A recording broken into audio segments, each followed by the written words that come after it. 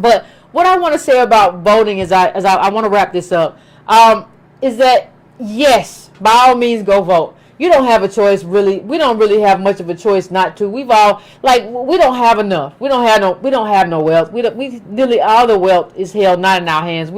The bottom 50 of black, we're in the bottom 50, and our bottom is like worth less than like $1. So you don't really have a lot of choice. But just understand what voting is. Voting is the end of one process and the beginning of another process.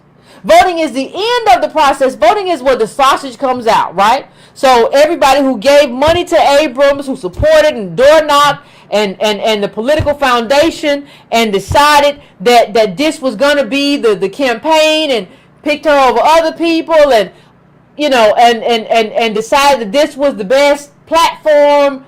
All of that stuff that was all the volunteers, the people who came out and said vote for black women, all of that was part of what makes the sausage. Voting day and the first, like with the primary, the group, is the sausage is coming out now. This is where we are. This is where the sausage begins to come out. You go from one end to the other. It just is what it is. Right?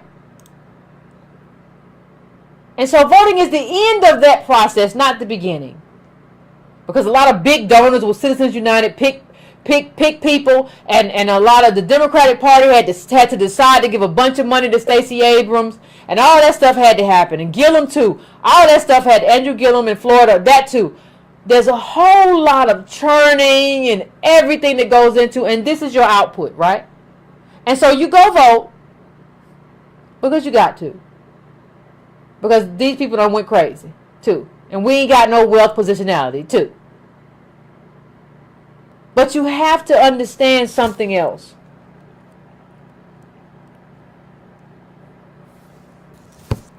You have to understand that what you see in Ferguson is this country and the other areas around Ferguson, the white area, like all of it, they get to live off our failure. So they got to stop.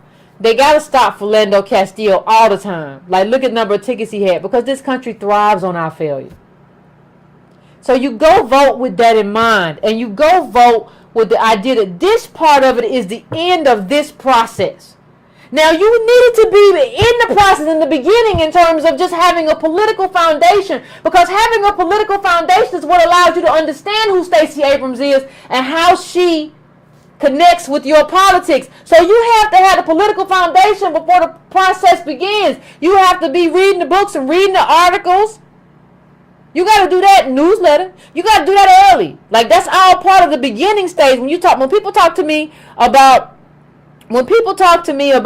like what we gotta do, you gotta put down a political foundation. That's the only way you know if somebody's lying to you, and that's the only way you know if what they're telling you isn't really what you want, but what they think you want, and they're saying it in a different way. So this is what you do with this part. Now, understand, it's the end of this initial part, and it's the beginning of another part. So it's the output of the sausage in terms of the candidates and what got the candidate here. But it's also the beginning of the accountability phase. It doesn't end right here. You have to hold that person accountable. And to hold them accountable, you have to have your own agenda. Now, one of the projects I would give everybody, so what's the solution, Yvette? Listen, where you are in your state, in your county, in your city, in your little town, wherever you are, I want you to do this over the next 2 weeks. I want you to write down an agenda. I want you to write down a national agenda. I want you to write down a state agenda. And I want you to write down a county agenda. I want you to write down 3 agendas. And how you measure the people who run for office will be based on the agenda that you came up with before they were even running. And I want you to do that. And you need to change it. Get a notebook, scratch stuff out, add stuff in, make notes, keep a political journal. I want you from now on to keep a political journal of what your agendas are, how your agendas have changed, and what made you change those agendas, what went into your mind, and I want you to undergird those agendas with specific data. Because you're gonna need that data. I don't care whether you tweet somebody online, I don't care whether you go to a town hall, you're gonna need that data because people are gonna try to call you on it. I want you to keep that with you. That's what I want you to do. You gotta have, just like you have your journal and all the other stuff, you can do that too, but I want you to have that. I want you to have a political agenda, a political journal that you keep. And it's got to be 3-tier: national, state, and local. And I want you to use that as your guidebook for how you determine who you're going to vote for and why you're going to vote for them. Not only that, I want you to turn voting day, even if you vote early, turn voting day into sort of a teaching mechanism for you and your family. I want you to talk to your kids about what your agenda is. I want you to have your kids tell you like who you vote for, and you tell them who you vote for and why. And you tell them what your agenda was. You tell them, this is my agenda. You tell them, and you tell them why. And y'all have a discussion. You should do that every day you vote. As the election comes up, y'all talk about the people, just like y'all talk about anything else. Whether you got a little kid, y'all talk about sports, or y'all talk about whatever y'all talk about, grades or whatever. Y'all need to talk about that. Talk about what these agendas are and what they're different. And somebody play devil's advocate. And y'all go back and forth. And if you don't know, y'all look it up together. And on the day of election, that is a crescendo day, y'all should actually have a feast.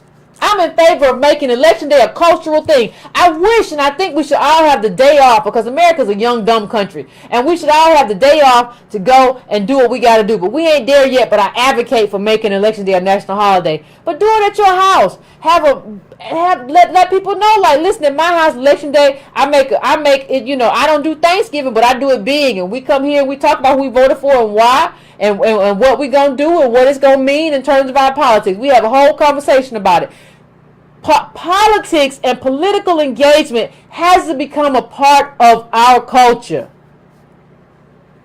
People talk about rap like, do it for the culture. This is the culture, sweetheart. Do it for this culture. Do it for the voting culture. Do it for the political culture. That's what you do. That's who we are. And understand that when you go vote, it's not just about a candidate. They always have all these ballot initiatives. And they always have all these propositions. You got to know that too. You got to go in there and understand that as well. And make sure your kid understands that voting is not just about a person. It's about all of these initiatives. And understand that some of these initiatives, it's not just about, well, that sounds good, that sounds all right. Go look at the numbers. Go look at the numbers, because numbers show you a pattern. Numbers tell a story. Go look at the numbers. How much money because of this initiative is going to be sent here? How much money is going to be sent here? Go and do the numbers. Teach your kids how to add and subtract. If your kids don't know how to count in the richest country in the world, they are failed. They are going to be failures. Teach them how to count. The first thing you want to look at when you're doing anything is a budget.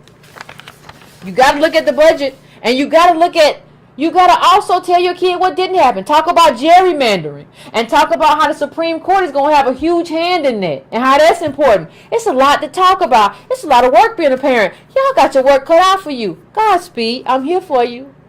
I'm here for you to provide all the advice I can.